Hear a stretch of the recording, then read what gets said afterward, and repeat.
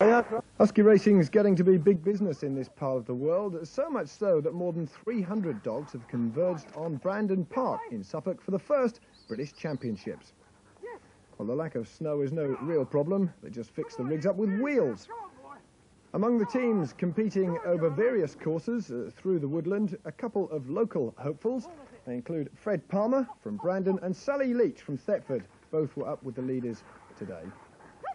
There's more racing there tomorrow, and all being well, we'll have a full report on it in Anglia News on Monday night, just before the big 6 race.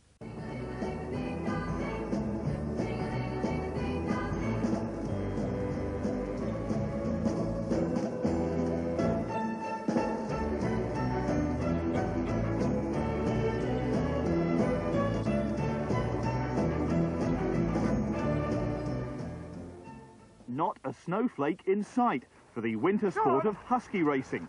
But it didn't deter more than 100 drivers, or mushers, who simply swapped their sleds for skimpy-looking wheeled chariots.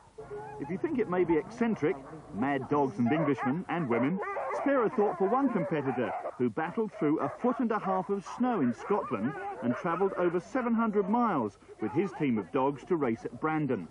He took a wrong turn on the 5-mile course in the 4-dog team event and was promptly disqualified.